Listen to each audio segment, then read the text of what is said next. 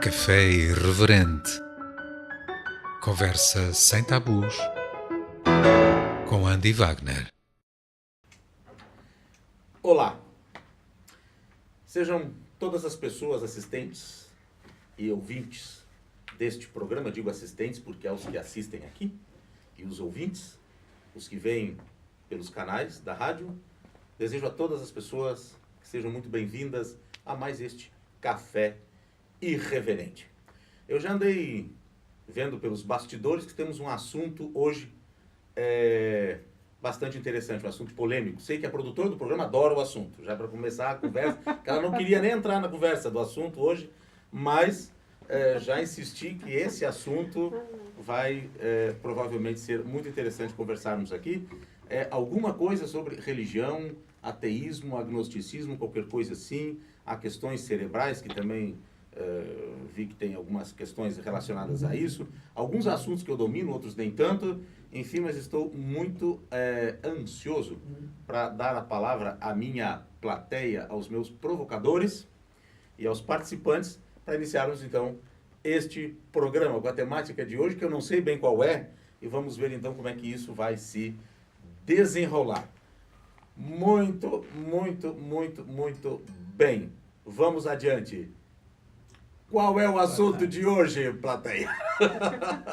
Como vai, Andy?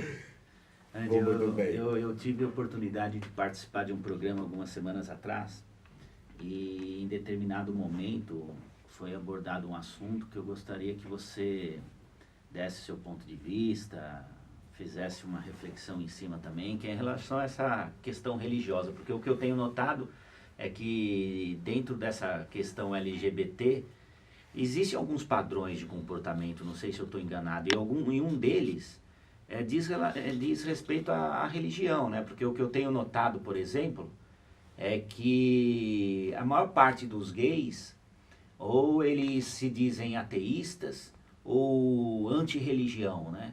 E por qual razão isso ocorre, se é que ocorre, o que você pensa a respeito?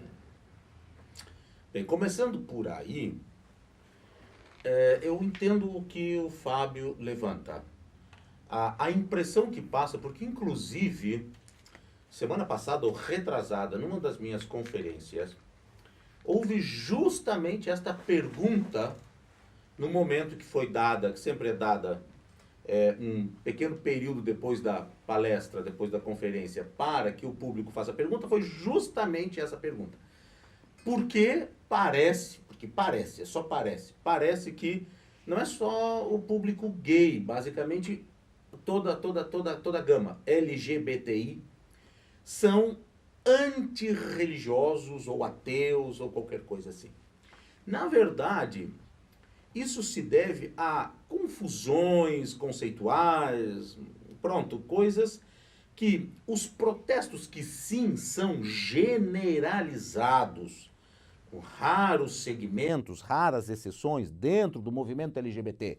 Existem inclusive os movimentos LGBT católicos, os movimentos LGBTs evangélicos, existem as igrejas evangélicas de teologia inclusiva, podemos falar um pouquinho sobre isso aqui, não sei se isso é de conhecimento, mas são segmentos pequenos.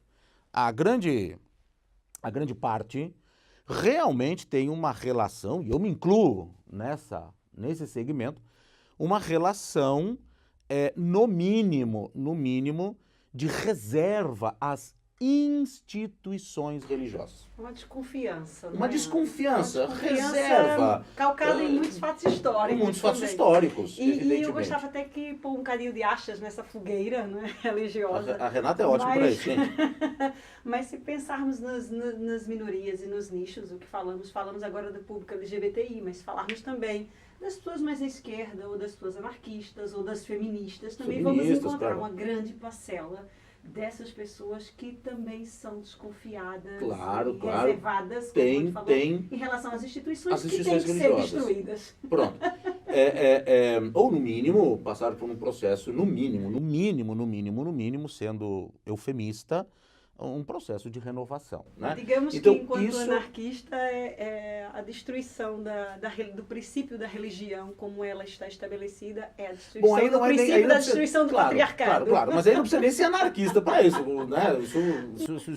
Vários outros segmentos do pensamento também têm esse ponto em comum com o anarquismo, e aqui talvez seria... da questão da instituição está ligada ao patriarcado, ao de ser extremamente a própria figura da mulher na instituição. Agora estamos falando aqui da instituição católica, porque não é a mesma coisa nas instituições protestantes históricas. Sim, né? Não vamos falar dos neopentecostais. E não dá para falar também dos pentecostais e neopentecostais. Porque uma coisa são os pentecostais, outra coisa são os neopentecostais. Né? Que, inclusive, eu não quero me perder. Eu já vi que aqui eu tenho vários links abertos e eu não quero deixar de fechar nenhum. Uma das coisas que já se usa muito em vários segmentos universitários, o próprio IBGE. O IBGE, para quem não sabe, é o Instituto Brasileiro de Estatística, não. Instituto Brasileiro de Geografia e Estatística, o que equivale aqui em Portugal ao INE, né, que é o Instituto Nacional de Estatística. No Brasil casualmente o Brasil, depois vários outros países adotaram essa terminologia, inclusive nos Estados Unidos, mas por acaso foi o Brasil que a criou. Foram alguns pensadores brasileiros, o paracristianismo, né? Para no sentido de algo paralelo ao cristianismo, algo que parece cristianismo, mas na verdade, se for averiguar, não seria. É mais ou menos para no sentido de paramédico. Parece um médico, mas não é, se fôssemos dizer dessa forma. Não é exatamente o que um paramédico é, mas pronto. A palavra para vem daí, paranormal, né? Pronto, enfim, vários termos. Isso tem a ver com o sincretismo também do próprio povo. Não, aí tem a ver com brasileiro, não é? Não. Aqui tem uma outra característica. Falando agora dessa questão do paracristianismo. Eu já retorno, Fábio, eu sei que tu estás me olhando aí, eu já retorno à pergunta inicial. O paracristianismo é a ideia de colocar, ou melhor, é a ideia que se tem como o fundamento da ação religiosa que não vai ao encontro dos princípios crísticos, né? Se concentra muito mais na odiosidade do Deus do Antigo Testamento. Entretanto, essas religiões são postas como religiões verdadeiramente cristãs, tendo por princípio o Evangelho, que por 95% do que é trabalhado no seio dessas religiões está no Antigo Testamento e não no Novo, onde justamente, então, ali está o advento do ensinamento crístico. Na verdade, é neste sentido, basicamente, que se começou a usar, inclusive, como eu disse, no Brasil e pelo IBGE, nos recenseamentos e na estatística, a declaração de haver, então, algo que já se poderia chamar como uma espécie de paracristianismo, né?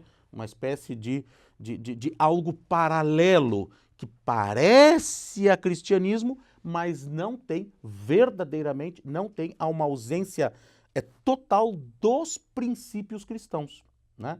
São muito mais os princípios da teologia do Antigo Testamento. Então né? assim a gente já consegue compreender esses comportamentos mais violentos, claro, mais controladores. Claro, evidentemente. Então, isso é uma coisa que precisa ficar claro.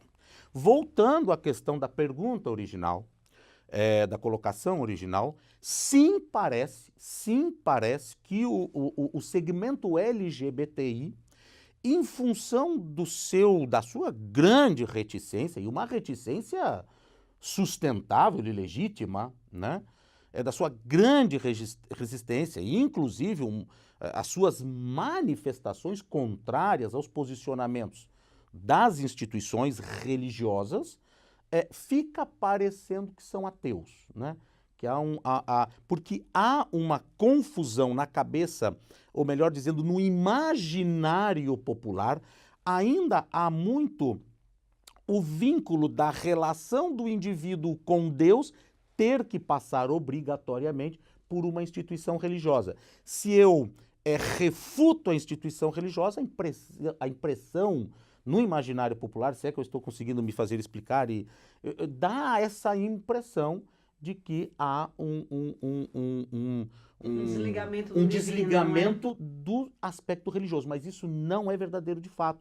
Tanto que eu, que também tenho que explicar agora a questão que eu sempre me declaro ateu, mas eu me declaro ateu para não ter que explicar o tempo todo que focinho de porco não é tomada, né? Porque quando eu vou dizer o que verdadeiramente sou, ou seja, uma pessoa agnóstica, então tu acreditas em algo, né? Ou seja, o agnosticismo é praticamente desconhecido como uma postura de pensamento, de relação com o transcendente e o imanente, né? As coisas imanentes, as coisas do mundo físico, e o transcendente, que seria as coisas do mundo, sei lá, chama lá do que quiser, espiritual ou qualquer coisa assim.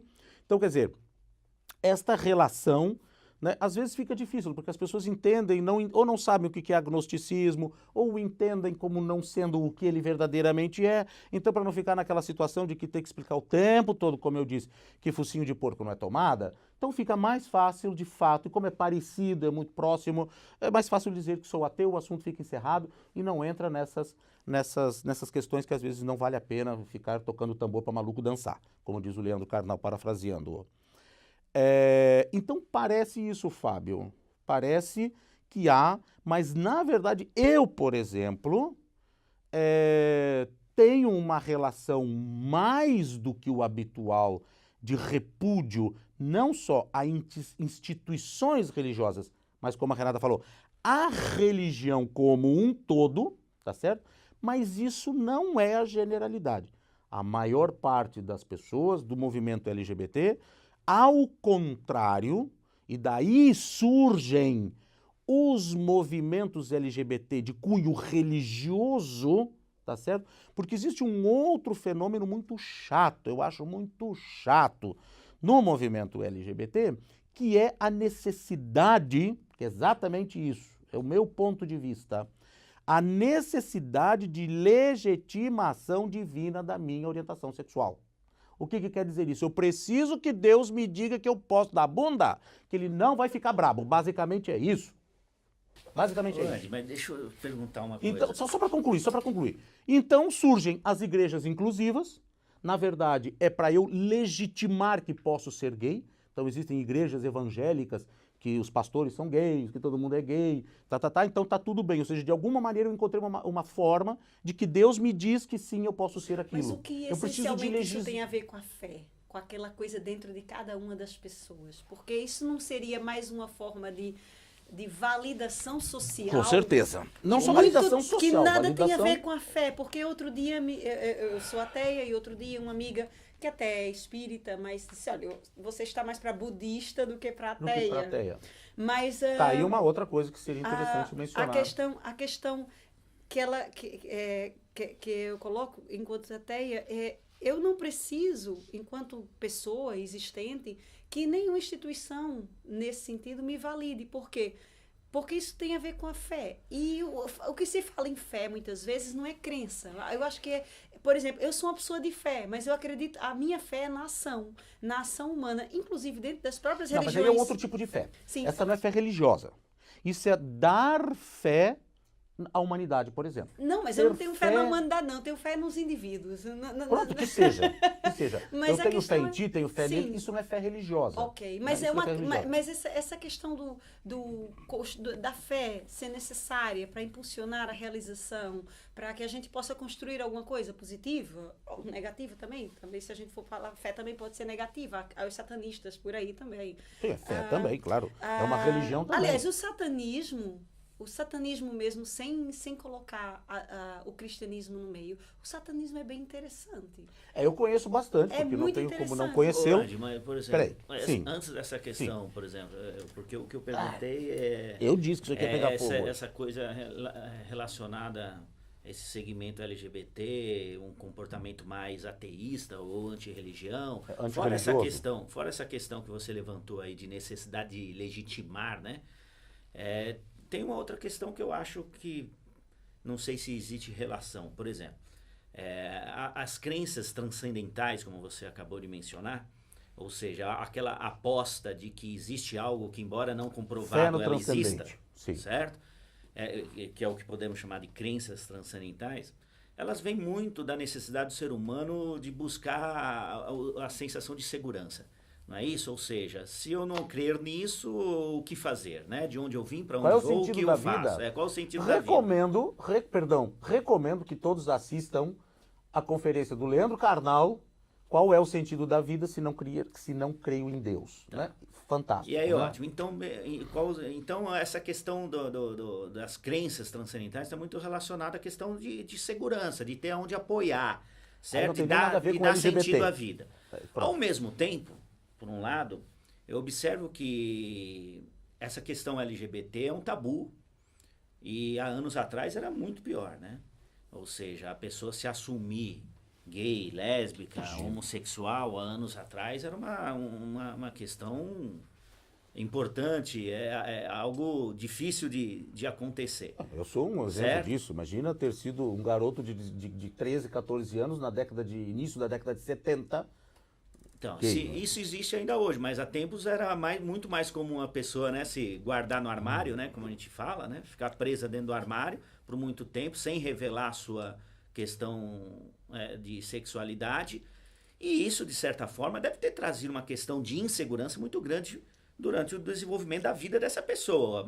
Como eu disse em um determinado momento Acho no que eu sei onde debate, tu queres chegar. que é aquela história, né? É como querer ficar em pé num terremoto, né? Ou firmar os pés no chão num terremoto. Ou seja, eu não posso me revelar, eu vivo numa sensação de insegurança durante toda a vida por estar guardando um segredo em relação à sexualidade. Consequentemente, essa questão da segurança deve deixar de ser importante para esse segmento e, por isso, talvez não exista mais uma necessidade de uma religião ou de se ligar a algumas crenças transcendentais ou a Deus. Isso tem alguma relação com uma coisa com a outra? Tudo a ver. Aqui só tem uma coisa que eu meio que discordo no que diz respeito ao afastamento, agora só da comunidade LGBT, porque ele está se referindo ao ser humano como em amplo espectro. Mas, no que diz respeito ao segmento LGBT, pode procurar mais assim, olhar um pouquinho, auscultar um pouco mais, vais ver que não é um afastamento da transcendência. Muito pelo contrário, me irrita a aproximação da transcendência do segmento LGBT. Eu fico às vezes meio irritado com isso. Não é, isso parece, mas não é, de fato. Porque o segmento LGBT tem a tendência a se agarrar ao transcendente. E isso me incomoda. Mas sim, tem uma tendência forte, declarada, de repúdio às religiões e mais ainda às religiões institucionais. Isso é uma coisa meio... Porque é muito difícil uma pessoa ateia. Os ateus ou agnósticos são em número muito reduzido. Em qualquer segmento da sociedade, inclusive no LGBT. Né? Hoje é muito comum as pessoas terem a sua crença, a sua fé construída por si mesma, né? O Deus de cada um, né? Existem 7 mil milhões de deuses descontando os ateus, porque não há uma única unidade do que é Deus. Cada um cria o Deus que quer. Se Deus existe, isso não tem nada a ver com ou melhor dizendo, se Deus existe e criou o homem, não tem nada a ver com o Deus que o homem criou. Se Deus existe, tá certo? São duas coisas completamente separadas. Se Deus existe e criou o homem, nada tem a ver com o Deus que o homem criou, certo? Agora, pode ser que Deus não exista, certo? Isso não quer dizer que Deus não o tenha, que os homens não o tenham criado também. Digamos então, que é 50% e 50% de chance. Pronto, exato. Isso é o agnosticismo. Que eu tenho que explicar ainda. Mas então nisso, Fábio, eu penso que aqui é só uma ilusão de parecer que o segmento LGBT é distanciado da transcendência. Não é. Irritantemente não é. Agora sim, graças aos deuses, é mais afastado da religião e das religiões institucionais. Tá, primeira coisa. Eu não sei se tu concordas, mas pronto. Até porque há muitas pessoas no movimento LGBT, eu conheço imensas, que são muito ligadas ao espiritismo Sim, são e sim. muito ligadas ao esoterismo, às religiões afrodescendentes as também, religiões afrodescendentes. que são E politeístas, mais, não é? sim. E mais do que tudo, ao esoterismo espiritual. Se é que dá para dizer esoterismo espiritual, porque esoterismo já... Pronto. São pessoas mais dadas a esse tipo de situação. Pronto. O que é muito refutado pelas religiões, justamente. Tudo apóstata, tudo herege, toda essa coisa. Pronto. Essa é uma questão. Agora a questão da segurança. Que daí agora esquece LGBT, que não tem nada a ver com LGBT aqui, vamos dar como exemplo. Como é que eu vou explicar? Como é que eu vou explicar? Não, porque não é para explicar. Como é que eu vou me fazer... Peraí. Sim. A ver se com o meu exemplo eu consigo dizer isso aí que tu colocaste. A questão da segurança do terremoto. Vamos dizer assim. Eu estou no terremoto. Eu moro na cidade do México, onde tem lá, não sei quanto, o Santiago do Chile, no Japão, em Tóquio. Tem 3 terremotos por dia, né? Tremor de terra e terremotos grandes, no mínimo 1 a 2 vezes por ano. Tá. Eu tenho 2 opções. Ou saber lidar com o terremoto, e isso é busca de segurança, ou rezar para que não tenha terremoto. Tá certo? Basicamente, o ateu é o que abandona a reza para não ter terremoto e aprende a lidar com o terremoto. Ou seja, Exato. abandona a segurança no imanente, abandona a segurança esperada, quimérica do transcendente e se agarra no imanente. Isso é busca de segurança do mesmo jeito. Não é abandonar a segurança. Mas há uma ação. Há um Há princípio de uma ação e de domínio dessa ação. Claro. Não é claro, uma entrega claro. ao Pronto. Deus dará. Claro. Aí vem Nietzsche. E se né? pensarmos nessa condição dessa segurança, por exemplo, e pensarmos na questão política também, não é? Da questão das ações sociais e tudo, vamos exatamente a esse princípio. Nós estamos aqui, eu já vi que tem brasileiros aqui também, não é, Fábio? Estamos aqui na iminente catástrofe que vai se abater no nosso país natal a partir do dia 1 de janeiro. E eu acho interessantíssimo que, não dentro do espectro LGBT, mas de toda a esquerda, de todos os que disseram ele não, a quantidade de gente conhecida que diz, vamos rezar. Claro, vamos rezar por ele, gente. Agora vamos rezar para que as coisas brasileiros, vão dar certo. Quer dizer, puseram um terrorista lá, louco, fundamentalista no poder, mas vamos rezar. Isso... Como é que se explica isso? Porque isso é a antítese do aprender a lidar com o terremoto. Exatamente, é abandonar qualquer caixa de primeiros socorros ou qualquer ação de simulacro que possa nos ajudar a entender a realidade que a gente vive para viver Não, gente, questão... um sonho, não é? Que Deus chegará e proverá tudo, é providência divina. Não, a questão, gente, a questão... da transcendência aqui, cada um dá o nome que quiser à sua transcendência, tá certo? A igreja evangélica, do evangelho quadrangular, a IURD, a igreja católica, o budismo, o hinduísmo, o esoterismo, o que for, nessa panóplia de formas de tentar buscar um contato com a transcendência, tá certo? Bom, aqui é uma questão puramente pessoal, é a minha experiência de vida. Isso é uma grande porcaria. Para mim, pronto. A questão é, estás bem? Estás feliz? Pronto. Agora, a questão é coisas básicas, como, né, a verdade não verificável. Isso é uma coisa complicada para mim, né? Isso é uma coisa complicada, eu não consigo lidar com a verdade não verificável. A verdade não verificável, ok, vamos deixá-la até que se possa verificar e, enquanto isso, vive-se com o que se pode, certo? Isso muda muito o eixo da minha vida mudou muito, muito, radicalmente para melhor a partir do momento, como diz Nietzsche, comecei a trabalhar por não ter mais esperança Segundo Nietzsche, a esperança é a mãe de toda dor. Se eu estou esperando é porque eu não tenho, se eu não tenho, dói. Não é? Então, o que eu tenho é o que eu tenho que precisa ser a minha plenitude. E aumentar essa plenitude a cada presente que venha. O meu próximo presente daqui a um segundo, no fim desse programa, os meus próximos presentes, e buscar aumentar essa plenitude.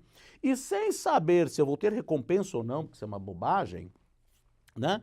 Se eu deixar de existir, desaparecer, que eu possa, um segundo antes disso, né? Mesmo que eu não tenha consciência que sumi, que desapareci, não vou nem saber que eu mesmo existi, se nada houver depois, mas que neste segundo anterior eu tenha, vamos supor, metaforicamente, dizer que, olha, eu olhei para trás e pelo menos que tenha sido uma boa parte da minha vida, essa parte valeu, foi show de bola, foi uma parte que, pronto, se eu tiver que desaparecer agora, desaparecerei bem.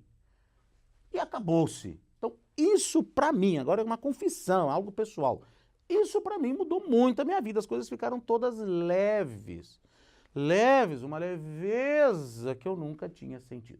Eu compreendo. E isso é muito bom, certo? Então pronto, se amanhã é a coisa mais horrível do mundo viver supondo que se eu morrer amanhã é porque tudo está escrito. Não, se eu morri amanhã, eu morri, foi uma casualidade, morri, caiu um tijolo na cabeça, caiu um avião, morri, pronto, e desapareci, ok, o que foi o que, certo? Isso é muito, dá um grande alívio. E nos Um dá alívio poder imenso. também, dá muito poder. E dá poder, claro que dá poder, dá autonomia, dá poder, ou seja, um poder muito pequenino, mas é o que tu podes ter, não é? Pronto. Isso é ótimo. Então, esse é o meu ponto de vista pessoal. Acho que eu estou indo meio para outro lado do negócio, que eu já estou meio que viajando na maionese para responder a questão aqui do Fábio, a questão da segurança. Ponto. E é óbvio que o nosso cérebro, tem aquele filme Máquina Mortífera, o nosso cérebro, que não é mortífero, ela só não é mortífero, é placável, vamos dizer implacável no lugar do mortífero. Isso é uma questão que não é aqui opinião, né? Aqui não se está tratando agora de opinião, se está tratando do funcionamento do intestino. Como é que o intestino funciona? Tem os movimentos peristálticos, não sei o quê, é assim que o intestino funciona. Como é que o coração funciona? O coração tem as sístoles e diástoles e não sei o quê. Como é que o cérebro funciona? O cérebro é uma máquina implacável de busca de segurança. Tá certo? Desde o tronco cerebral, que é a parte dos répteis, né, que nós temos, segurança. Cada um busca ou lá na transcendência ou na imanência. O ponto é segurança. E é aquela história do terremoto. Ou eu rezo para que o terremoto pare, para eu me sentir seguro, e rezando parece que eu me sinto seguro, e que se eu morrer ali eu vou para os braços de Deus, ou eu aprendo a me dançar no terremoto, e de repente eu me salvo, né? Começo a lidar com esse troço. Então, em relação à questão LGBT. Ah, pronto. A pessoa, por exemplo, durante muitos anos, viveu e conviveu com as pessoas ao seu redor sem revelar sua própria ressexualidade. Lembrando que quem o faz é por pressões religiosas, sim, tá? Ninguém está no armário se não é por uma questão religiosa. Ou seja, em absoluto sentimento de insegurança, porque o tempo todo ele está escondendo algo que as pessoas não possam conhecer. E não só certo? Insegurança, culpa porque há o pecado, há toda a questão de uma transcendência. Isso tudo muitas junto. Muitas vezes a segurança vai ao ponto de atentar contra a própria vida da pessoa. Sim, né? claro, claro. A preservação claro. da própria vida. Claro. A pergunta é, se esse sentimento de insegurança que o gay, a lésbica, enfim, trans, etc. Conviveu durante toda a vida, não foi o alimento para que ela se desligasse das crenças transcendentais, de crer em Deus, ou de se desligar da religião? É possível, sim. Claro que é possível, Fábio. Claro que é possível. Mas em que proporção? A ver, agora deixa-me pensar. Deixa-me dar um exemplo. Porque o exemplo que eu dei do terremoto é porque a sensação que eu tenho é que a pessoa que viveu e conviveu durante uma vida toda sem poder revelar a sua sexualidade, seja lá por quais foram os motivos, é como se estivesse querendo pisar o pé numa terra em terremoto. Claro, Certo? claro. Ou E seja, temos um algumas sentido... pessoas trans ou mesmo homossexuais que muitas vezes dão depoimentos a falar exatamente quanto rezou para Deus para Claro, que aquilo... para que E aquilo- quantas vezes se sentiu um erro. E ainda Claro, tem aquela claro. questão Ou não que tem as Claro. religiões... resposta, né? Claro, e mesmo claro. as pessoas religiosas colocam Claro, que Deus claro. não comete erros. Claro, Né? claro, Então, o que é que claro. eu sou se Deus não comete erro? Sim, Em que sim, sim, contexto sim, eu sim. existo? Ou seja, é negada a própria realização dessa existência Sim. E e na dessa maioria das identidade. Não é? vezes fez isso sem obter a resposta, e a resposta só veio quando ela resolveu se revelar, ou seja, a partir de uma ação, como você estava falando Claro, aqui. claro. Então,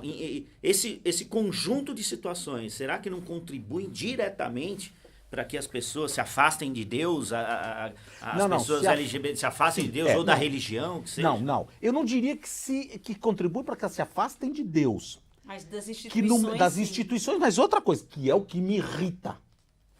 As pessoas passam É como a trocar ser uma prisão por outra. por outra. Porque Se elas o que conseguissem transcender a questão do divino Claro, e acreditarem claro, mais nelas mesmas, claro, na ação claro. delas, Porque o que acontece, tínhamos mais Fábio? ateus no mundo. Eu Claro, vou bancar claro. o advogado do diabo aqui agora. Peraí, tá. Falando em crenças transcendentais, eu vou falar do diabo. Então, enfim, o advogado do diabo aqui. A gente está falando, pelo menos, contribuir para que as pessoas se afastassem das instituições. Mas não são as próprias instituições, como você disse aqui, que elas existem para aproximar, para incluir? Mas aí já são novas instituições. Não, isso já são novas. Calma, eu já falo disso. Em Já falo 1989, o Brasil tinha 300 mil seitas Sim, registradas. sim, sim, Hoje sim. eu nem imagino qual Sim, será quantas? esse Sim. número. Mas são muitas novas instituições que Sim, precisam, sim, que validam... Sim, e surgiram algumas novas que vieram com isso chamado teologia inclusiva. Que são novas. Surgiu em São Paulo, inclusive, a primeira do mundo. Já vi um culto numa igreja dessas. Casam né? gays, Que são todo que mundo é eram gay, né? Todo uma mundo é- travesti a Sim. celebrar Pastoras, e havia claro. um ambiente assim Sim, disco, ou sim, seja, sim, mas sim, isso sim, não tem sim. só essas novas instituições, não é um fenômeno também só das pessoas LGBTI. Há muitas novas igrejas neopentecostais que os cultos, o Brasil tem esse fenômeno incrível, não é? São verdadeiras festas disco, como é discoteca. Sim. As pessoas isso vão já, pra lá sim. e dançam e bebem Dançar, e oram. Que já é uma assim, um mistura. sincretismo, não é? Já vem a história aí vem uma coisa muito engraçada, Para porque poder cativar esses jovens, Sim, essas sim. outras pessoas que Mas também aqui já tem não um fenômeno, estão tão aqui tem um certas fenômeno do que chamado são as instituições tradicionais. nessas religiões, o fenômeno que aliás é um fenômeno cristão, bíblico, né? Que é a glossolalia. Alguém já ouviu falar esse troço? Não. A glossolalia é a palavrão. língua do espírito, quando a pessoa se toma, o Espírito Santo toma, tá no Atos dos Apóstolos, né, no Novo Testamento. Em Pentecostes, por exemplo, daí saíram São a pregar aquelas em línguas estranhas. as tais línguas estranhas. Ok. Pronto. Considerando que os textos sagrados obrigam que estas línguas estranhas sejam traduzidas por alguém que tenha o dom da interpretação. Aí fica aquela Ai, que gritaria viagem. naqueles cultos lá. Xabalá, xabalá, xabalá, xabalá, xabalá. Tô esperando o tradutor até hoje, né? Pra dizer o que eles estão lá dizendo. Mas pronto, nos É um textos cara sagrados... histérico. Eu tô rindo porque, desculpa se alguém acredita nisso, mas é um cara Mas pronto, histérico. mas é uma questão... Pronto. Então, isso é uma das coisas muito esquisitas disso, né? Então, quer dizer, tu tens ali um texto sagrado, tudo bem que eu não acredito naquilo, mas pronto, mas que seja assim pelo menos, que tem alguém lá, né? Enfim, essa coisa toda. Então, essa glossolalia, ela se mistura muito com os cultos afro-brasileiros, que tem as incorporações, que nada tem a ver com a, vamos dizer, incorporação do Espírito Santo. E aí vira um samba, olha, da cocada preta, sei lá como é que é o nome do negócio, aquilo ali, nessas religiões novas, nessas questões pentecostais, não pentecostais, neopentecostais. Até porque o neopentecostalismo nem sequer é reconhecido pelas religiões pentecostais, na sua maioria. Pronto. Mas peraí, que agora é uma foi-se. radicalização. Peraí, Mas isso é peraí. uma radicalização. Gente, Mas podemos dar uma volta aqui, Andy. Isso é uma radicalização de de alguns princípios muito arcaicos do que seja uma sociedade, ou seja, é o controle das minorias, é o macho adulto branco no comando novamente, sim, Deus não. é a imagem desse macho adulto Claro, branco, e claro, que sim. é uma volta desses princípios, não é? Que a gente não imagina que a gente pode retroceder 6.000 anos. Claro, E estamos claro. aí prestes a Claro, retroceder, ora, não é nós 500, temos uma, 6.000 não é anos disso que eu de- quero, não é nisso que eu quero me concentrar, mas nós temos no Brasil e aqui em Portugal, né, a congregação cristã a respeito, mas não a aprovo, desaprovo, não tenho apreço e tal, mas existe o respeito, aquela história dos 3 respeitos, né? É um respeito ético apenas, onde as mulheres ainda estão no lado e os homens estão no outro e não se misturam, e com as mulheres com véus na cabeça e essa coisa toda em pleno século XXI, né? Tá, mas eu quero voltar à questão do Fábio, dessa questão aí da imanência. Aliás, Fábio, eu preciso te perguntar para que tu me recordes qual foi as tuas últimas palavras, porque agora eu fui para um outro negócio e acabei me distraindo um pouquinho. Qual era o ponto exatamente da última palavra que tu deste, que tu falaste? Eu disse que se esse conjunto de situações que estão sendo colocadas aqui Lembrei. em relação Lembrei. se contribui Para a dissociação. isso. Lembrei. Eu diria que não. Só em alguns casos. Porque o que acontece? Normalmente existe uma ruptura, sim, com o convencional e o indivíduo torna-se messias de sua própria religião. Então, praticamente todos são messias de sua religião. É aquele LGBT que todo domingo vai à missa, a quarta-feira vai ao centro espírita, é Seixenoye e adora budismo. Um apóstata, na verdade, um herege. Segundo qualquer uma, né, das religiões, pelo menos, enfim. Os católicos, o padre sabe que vai tomar passe no centro espírita, aliás, já está com excomunhão, automática, né? Que as pessoas não sabem. Mas esta situação é uma situação nova, ou seja, a religião à la carte. O indivíduo é autoridade absoluta, né? É o Messias absoluto na confecção da sua transcendência, da sua religião. E é um banquete, pega um pouquinho daqui, um pouquinho dali, um pouquinho daqui, cria o seu próprio também, mistura tudo, bota na varinha mágica, que é, como é que é o batedor lá de misturar tudo, e tá feliz. Aliás, ótimo, está feliz, né? Mas isso não é católico, não, Deus está comigo e eu com Deus, ou seja lá com o que for, com o engenheiro do universo, o arquiteto não sei o quê, a inteligência cósmica, o cérebro universal, o que quer que seja, está tudo ótimo, está tudo bom, ele é o Messias da sua religião. Porque essa pessoa vive sim, 99% de todos eles são ligados, de uma certa forma até poderosa, a essa transcendência. A essa transcendência da qual ele é o autor próprio de sua transcendência. Certo? Isso sim, está certo no meu ponto de vista no que diz respeito. Existe ruptura? Sim, tem que haver. Caso contrário, tu estás no armário. Tem que haver ruptura. Mas essa ruptura te leva a um messianato. A pessoa vai ter a sua... Né? Isso me incomoda bastante. Vai criar a sua religião, vai ser o Messias da sua própria religião. Era preciso, então, desligar essa colonização. A questão aqui é... religiosa que a pessoa... Claro, essa socialização claro, religiosa. claro, é preciso romper... Eu acho que essa é aquela ruptura, história do Deus essa me ama ruptura- como eu sou, e isso dá um grau de segurança, gente, que, pelo amor de Deus, quando o indivíduo se convence que Deus o ama como ele é, Não tem mais o que fazer. não tem mais retorno. Tá A grande feito o questão negócio. aqui é que eu acho que essa ruptura ainda não é tão profunda como a gente desejaria. Eu entendo a ira, a irritabilidade do homem. Essa irritabilidade que a gente fica pensando como é que as pessoas não veem o que está para além, não é? Sim, Então, mas aí tudo bem. demora-se essa ruptura chega a um determinado ponto, mas continua na zona de conforto do eu preciso ser amado por uma divindade para Pronto. validar a minha existência. Perfeitamente. Não é? A Eu não questão posso é, romper com Fábio, isso.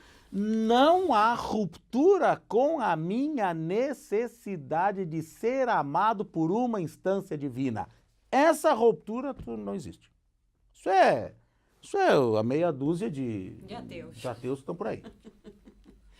Tá certo? Aí sim, nesse sentido, essa ruptura não existe.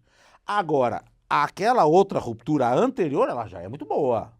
Ela é boa, ela é boa. É porque desautoriza as instituições. Desautoriza não é? E sobre as o meu corpo, sobre a minha instituições, existência. Mando eu minha conversa com o velho lá em cima e assunto, pronto, e funciona. Tá bom, tá melhor assim. Tá melhor assim. Claro que esse Deus é o Deus que ele criou, né?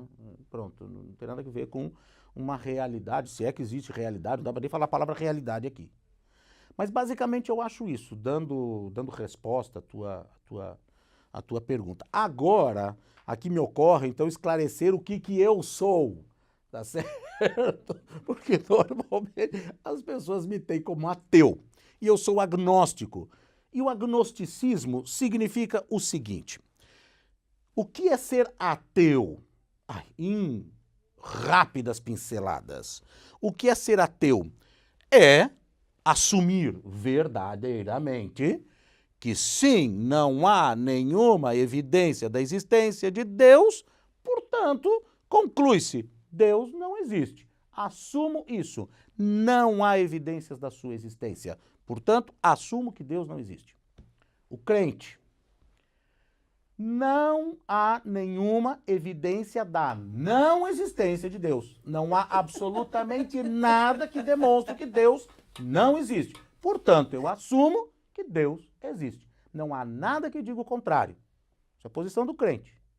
O agnóstico é aquele que está se marimbando para isso verdadeiramente. A relevância na sua vida da existência, tá para esse lado, da existência ou da não existência de Deus é um fator absolutamente, verdadeiramente irrelevante. Irrelevante. Isso é verdadeiramente o agnosticismo. Portanto, assumo que, não tendo nenhuma evidência da existência de Deus, não tendo nenhuma evidência da sua não existência, eu não assumo coisíssima nenhuma. E vivo bem assim. Isso é o agnosticismo, mais simplesmente falando. Agora aqui talvez seria interessante nós fazermos diferenças entre ateísmo, antiteísmo e teísmo apofático. Isso são três coisas muito importantes. Há uma grande diferença, o imaginário popular faz uma salada russa disso, que é tremendo.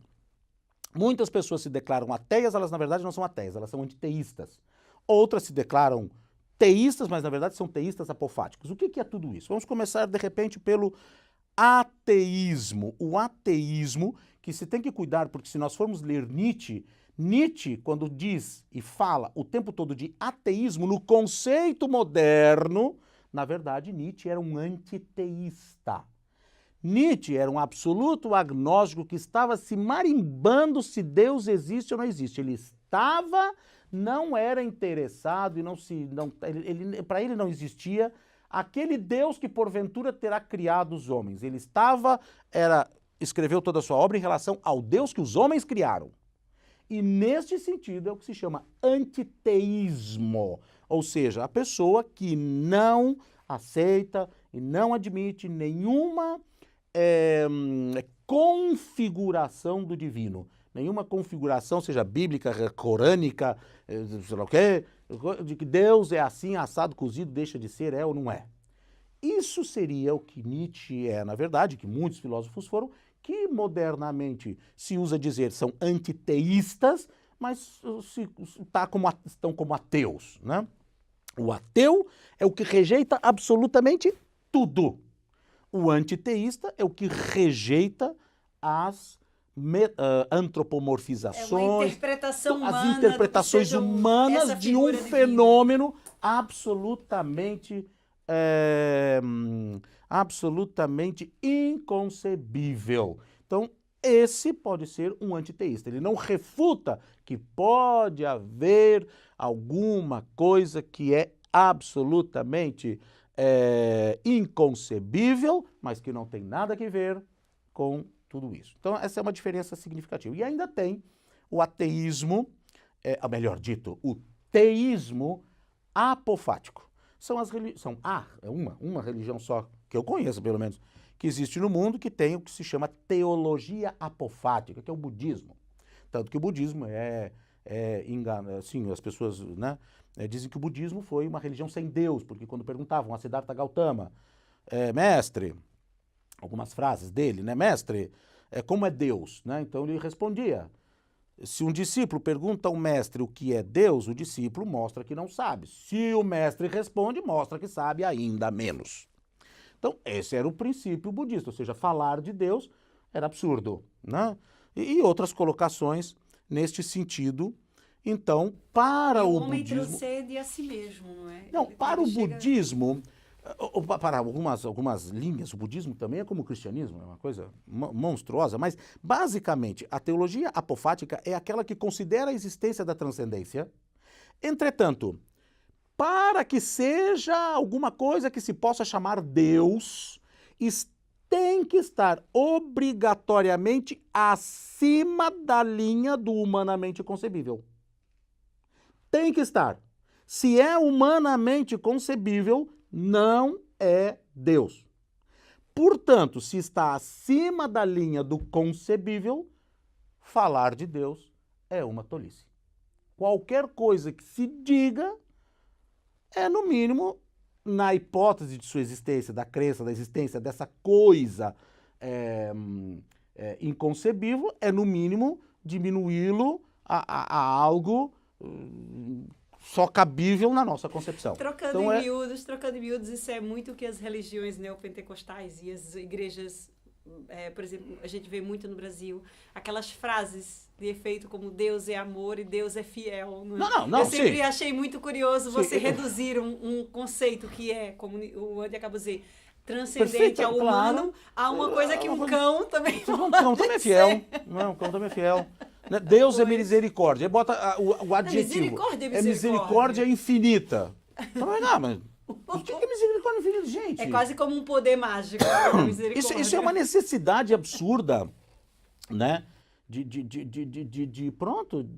Mas é simplificar exatamente a antítese dessa ideia de que se o homem pode pensar, é humano. Tudo Claro, se o ou homem seja, pode pensar, tudo está que no nós- concebível. tá no Portanto, concebível, não é não é o divino. que é. Não é o que é. Exatamente. Isso é dentro do aspecto da teologia apofática. Eu não sou um teísta apofático. Né? Pronto, mas isso é muito lógico, isso é muito lógico. Inclusive, existe a questão filosófica que não se pode sequer, na teologia apofática, dizer que Deus é. Porque se ele é um ser. Se ele é um ser, o ser só pode ter Está sido... circunscrito, está Claro, preso em alguma existência. Ele está preso não é? em alguma existência, portanto, ele Pois. sequer pode ser.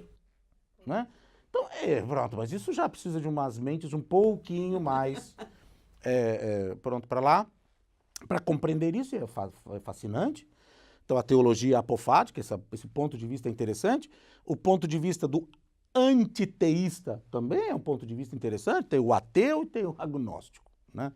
Pronto. Então, basicamente, não sei se consegui mais ou menos esclarecer e te dizer, Fábio, então no caso para o Fábio, essa questão aí voltando agora vamos estreito, ao segmento LGBT e sua relação com o transcendente. Então, penso eu que aqui sim há uma ruptura, né? Mas uma ruptura num primeiro nível, porque a ruptura com o transcendente não há. O indivíduo ser, mesmo sem saber, muitas vezes isso é, na maioria das vezes, um processo totalmente inconsciente, se torna autor de sua própria transcendência, né? E cria sua própria transcendência. Então, basicamente, é isso que... Então, Andy, eu acho que ainda temos aqui algum tempinho, mas para terminar, explica-nos como é que o Andy, tendo sido seminarista, transcendeu essa questão e pensei que ia ser uma pergunta mais difícil, mas tá. Resolveu essa questão, teve esse processo que o Fábio colocou aqui, ou seja, de brigar com a instituição, foi mais além da... Como é que essa situação se resolveu, a questão do que é Deus e o que não é Deus, ou o que está se marimbar para o que seja, ou que essa possibilidade aconteceu para... Como é que aconteceu para o Andy isso? Tá. Eu não sei, Fábio, só para saber, para eu ficar com a alma lavada, a saber se eu respondi, se eu me fiz entender, se eu coloquei a coisa de tal maneira que tenha te ficado claro. Sim, claro. Pronto. Nesse sentido, não sei também se respondi a pergunta como tu querias não. Se eu respondi de tal maneira que ficou evidenciado o meu ponto de vista em relação a essa questão. Mas antes de entrar na pergunta dela, eu só tenho que dizer uma coisa. Sim, tudo tem como primeiro motor aristotélico a segurança, seja o que for. Busca de segurança, né? Por mais que o ateísmo é aquele tipo de coisa assim, é aprender a dançar no terremoto, tá certo? A terra tá tremendo, gente, certo? Porque ficar rezando também, certo? Né? Então é melhor ficar ali, tentar, ok? A coisa vai. É menos seguro do que o outro, entretanto, por outro ponto de vista, é mais seguro, porque eu me agarro nas coisas e não, né? Vamos dizer, me agarro, as coisas estão caindo, mas eu sei, de alguma maneira eu estou em ação, né? Pronto. Então, essa questão. Mas no fundo é o nosso cérebro lá, desde o tronco até o último, como é que é? O lóbulo, né? Cerebral mais moderno, mais último O córtex córtex, frontal, isso, o córtex frontal e pré-frontal, do tronco até lá, tudo é busca de segurança. De uma forma mais sofisticada, menos sofisticada, mais rudimentar, menos rudimentar, mas é busca de segurança. Tá. E agora explica de como é que se pronto. resolveu aí tudo isso. Não, pra aqui um a coisa... seminarista. Bom, talvez não pareça agradável o que eu vou dizer. São coisas que a homofobia internalizada faz com que nós façamos, né?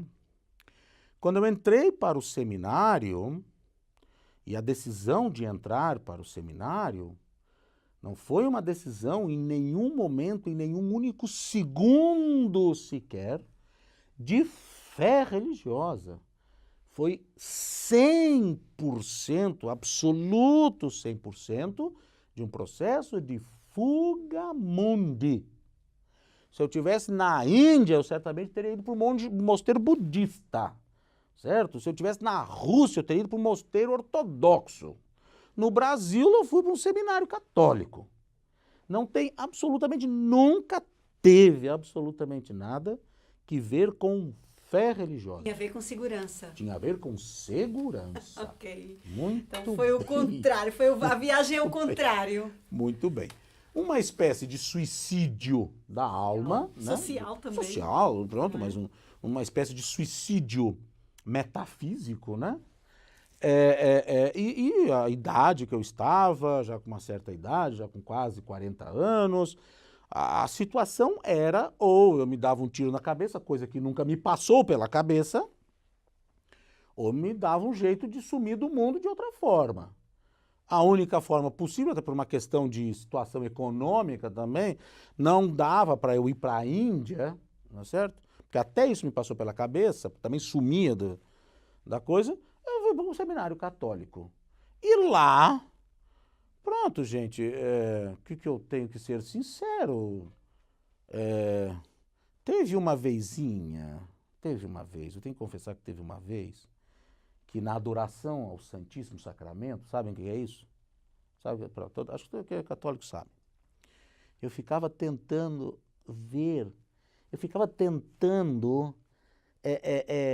corromper toda a minha, todo o meu cabedal de tudo que existia para tentar, mas foi uma vez só, para tentar conviver com aquilo, né? Conviver com aquilo. Que para mim, respeitosamente, respeito ético, era realmente patético e continua sendo patético. Mas pronto, a homofobia internalizada faz isso. A homofobia internalizada faz isso, né? Busca de segurança. Então, fui para o seminário, lá fiquei 3 anos.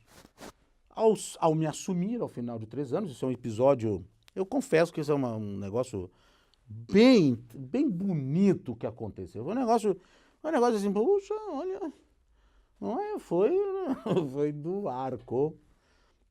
O que aconteceu, não cabe agora contar aqui. a minha saída do armário, não é? Então, sim, começou um processo de desconexão, primeiramente. Porque eu tenho que dizer que sim, eu fui até este momento e ainda um pouco depois, a minha vida inteira, o que eu tive como fé religiosa foi a doutrina kardecista, mesmo no seminário.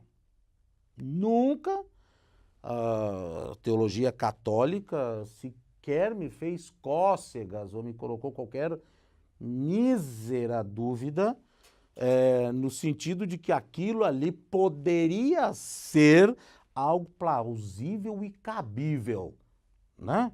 Mas estava preso a uma transcendência, certo? Que vinha de uma outra concepção, de uma outra cosmovisão, de uma outra mundividência, de um outro aspecto, de uma outra estrutura transcendental, certo? Que era os princípios da doutrina kardecista, que eu era um profundo, continuo sendo, porque eu não me esqueci de nada, um profundo conhecedor disso. Até que então, aí aconteceu já o passo seguinte, o segundo passo.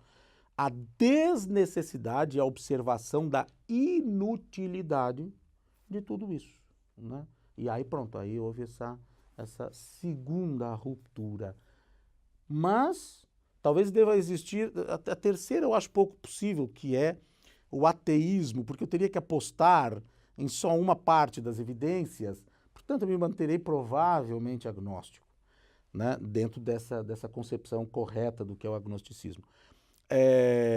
Mas pronto, então por isso eu te digo, a resposta não é nem assim tão complicada, porque no que diz respeito ao seminário, isso não implicou, como muitas pessoas pensavam, ou até pensam que aquilo era busca de fé. Nunca foi. Sempre. Aliás, eu vivia conflitos éticos ali, porque não havia nada que minimamente me tocasse um fiozinho de cabelo, de que pronto, alguma coisa eu vou conseguir. Não havia. Era um absoluto deserto e aquilo tudo para mim era um cenário patético. E era mais patético ainda porque eu estava lá dentro daquele negócio, né? Pronto, não era honesto, né? Mas pronto, são situações que... E deixou de ser seguro dessa forma porque fazia com que você não se sentisse não, também aí é essa claro, questão aí claro. da honestidade consigo mesmo. Não, Não é é? claro que eu tive aí é um outro, isso tem que ser, não, aconteceu um episódio de um grande amigo meu, que é amigo até hoje, que era seminarista, já padre, gay, como, não vou dizer todos, porque deve haver alguma exceção, gay, e eu fui buscar ajuda. Aí isso é uma questão incrível. Houve um período que eu não conseguia me olhar no espelho. Porque este meu amigo, kardecista, imagina, né? Um kardecista assim, muito dado à concepção de sexualidade do Chico Xavier. Por isso eu conseguia ser kardecista. Porque se eu fosse pela convicção de sexualidade do Humberto de Campos ou do Divaldo Pereira Franco, eu já tinha metido um tiro na cabeça. Tá certo? Mas eu me segurava ali no Chico Xavier, que tinha uma visão de sexualidade que me acalantava, de certo modo. Lá eu estava ainda, né, como seminarista. O que acontece? Esse meu amigo vem falar comigo desesperado, porque estava realmente ao ponto de se atirar, de se matar, de se suicidar, né? Então eu vou a um outro amigo que conheci, um grande psicanalista em Porto Alegre. Sou, fulano, tu tens o telefone do... Tenho. Passei o telefone. Quando eu ligo para o senhor, converso com ele, porque eu só tinha o telefone privado, pediu que eu ligasse na segunda-feira, eu acho, para a secretária já sabendo diz, sim, já está marcado a sua sessão com o doutor fulano. Eu disse, mas como assim minha sessão? Gente, não é para mim, isso é para uma outra pessoa. Não, mas é para si. E eu fui. Quando eu fui, aí que eu me apaixonei por uma coisa que eu já era apaixonado, que era a psicanálise. Estava sentado assim, mais ou menos, não era divã, era um sofá enorme, dito ali, e comecei a contar toda a situação do flagelo desse meu amigo, não é? E o psicanalista... Que tolinho que eu era, que tolinho. E eu contei tudo, e ele começou a me fazer uma série de perguntas, uma espécie de anamnese, mas era perguntando pelo amigo, né? E pronto. Aí quando eu fui já estava na hora de ir, não é? Ele disse, não, sente-se, ainda vamos conversar mais um pouquinho. Eu vejo que tu te identificas muito com os problemas dos teus amigos, com a questão da sexualidade dos teus amigos, isso é uma coisa fantástica, tu te preocupares com o problema do outro, mas tu vais resolver o teu problema quando? E eis que então, a partir daí, aconteceu mais 2 ou 3 episódios nessa mesma sessão e eu acabo saindo dali, já fora do armário, né? Saí do armário, tive 3 dias de uma catarse que não detinha o riso, que é uma questão química qualquer. Ri 3 dias sem parar, todos achavam aquilo estranhíssimo. Perguntei para ele o que eu fazia agora, porque já voltar para o seminário não fazia o menor sentido. Se eu ia para casa, o que eu faço? Não, vai continuar tudo bem, na semana que vem tu voltas e nós vamos tratar agora do assunto. Não é? E realmente, os 5 sentidos, são reações químicas, na verdade, né? Os 5 sentidos mudaram, as cores parece que mudaram, os cheiros, os odores, as sensações tácteis, tudo parece, né, que se redefiniu. E a imagem, né, no espelho, então, pareceu muito mais simpática. Nítida, muito claro. E a partir daí, pronto, começou toda a história de ativismo, de estudo da sexualidade. Pronto, aí fui para psicanálise, fui ser psicanalista. Então, pronto, essa coisa toda, que eu já era apaixonado desde sempre por filosofia. Freud sempre andou entre os meus preferidos, os mestres da suspeita, etc., não é? Então, Freud, Nietzsche, etc. Pronto, mas aí, então, se consolidou isso. Então, a questão do seminário, mais ou menos, é isso, Renata. Penso eu que dessa forma podemos encerrar esse programa, que adorei esse programa, adorei mesmo. E, mais uma vez, queridos ouvintes, não da minha plateia, mas dos canais diversos, interajam, cliquem lá nos devidos botõezinhos, né, por favor, e acendam essa fogueira, acendam mais essa fogueira, ponham mais achas de lenha nessa fogueira, e para que possamos então ter a interação também dos ouvintes extra estúdio, né, fora. Muito obrigado, até semana que vem.